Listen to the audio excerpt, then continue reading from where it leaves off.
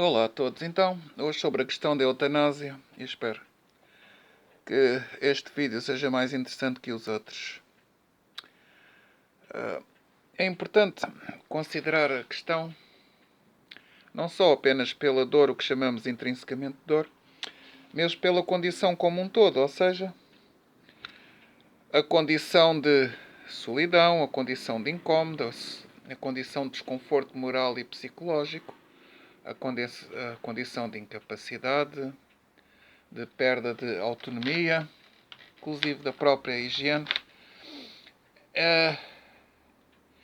Isso são dores, ainda que psicológicas, suscetíveis de ser tão desconfortáveis como as outras, não é? Num certo sentido, a dor física pode-se interpretar de forma mais objetiva. É apenas a dor física, embora cause problemas psicológicos.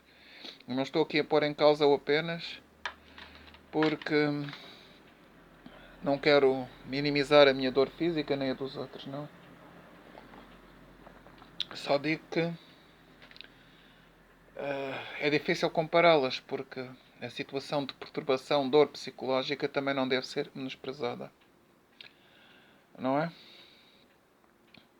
Depois, além disso, se os próprios fármacos conseguem ou não controlar essa dor, e há relatos de pessoas credíveis que dizem que não, que existe sempre, seja pela potência dos fármacos ou por impossibilidade de os administrar convenientemente,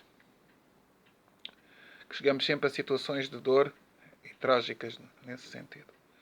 Por outro lado, quem deve dispor do nosso corpo? Isto no sentido da legitimidade da decisão, não é? Isso a decisão obviamente tem que estar no âmbito da lei. Mas de quem é a propriedade do nosso corpo? Eu posso dizer que o Estado pode legislar sobre isso. Pode e deve. Mas, independentemente de todas as ações humanas estarem no âmbito da lei, é importante considerar que esse âmbito da lei deve ou não considerar que existem direitos fundamentais no exercício da nossa liberdade e da nossa intimidade que devem ser deixados ao cargo do cidadão. Isto no sentido da vontade de os exercer. E depois o Estado deve proporcionar condições para que os mesmos sejam exercidos. E falamos neste caso da eutanásia, que não devemos confundir com a eutanásia passiva, que tantas vezes é, ainda que ilegalmente, exercida nos hospitais, ou a questão de não utilizar meios extraordinários, não é? Para que o doente continue a viver. E isso já existe juridicamente na forma do testamento vital. A pessoa pode então desejar não utilizar meios extraordinários que não utilizem para sobreviver, não é? Mais uma vez a questão da qualidade de vida. Por outro lado, deve ser uma questão que não se deve limitar a um setor da sociedade. Todos os setores têm direito a exercer o seu discurso, a sua narrativa. Mas vejamos que importa não confundir planos.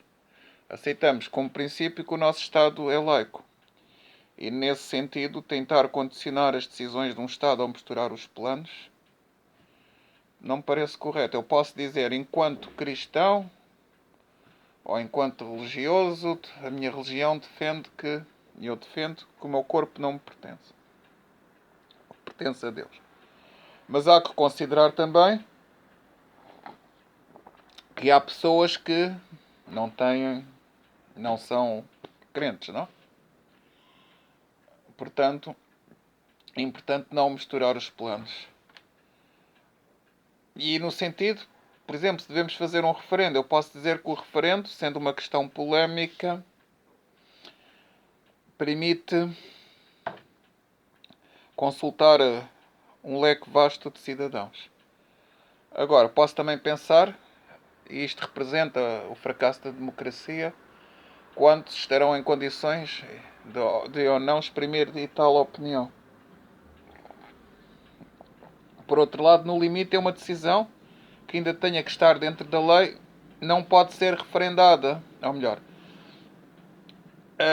não podemos atingir, independentemente da profundidade dos mecanismos legais que utilizemos ou dos mecanismos de governação,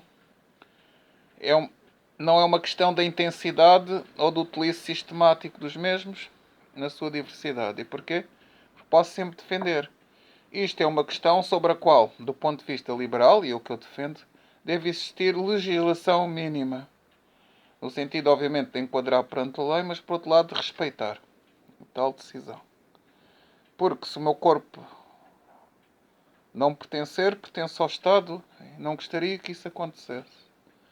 Por outro lado, admitindo, mesmo que eu não esteja lúcido, posso admitir especulativamente que quando alguém decide por nós, pode sempre decidir segundo os seus interesses egoístas. Mas isto acontece, há pessoas que têm que ser tuteladas, obviamente. Mas é sempre uma decisão difícil entregarmos a nossa liberdade a alguém, independentemente da bondade, porque é uma condição de dignidade humana exercer a liberdade. Ninguém exerce do ponto de vista ideal tão bem os nossos direitos como nós. É importante não esquecer isso, ou vamos esquecer da democracia. Sobre a questão de já existir demasiado debate, primeiro não sei se o debate nunca é exercido em condições ótimas, não é verdade? Mas tem que haver um tempo para decidir isto. Há muitos anos que se discute isto e que já tem existido pronunciamentos sobre a questão e bastante debate. Portanto, é importante que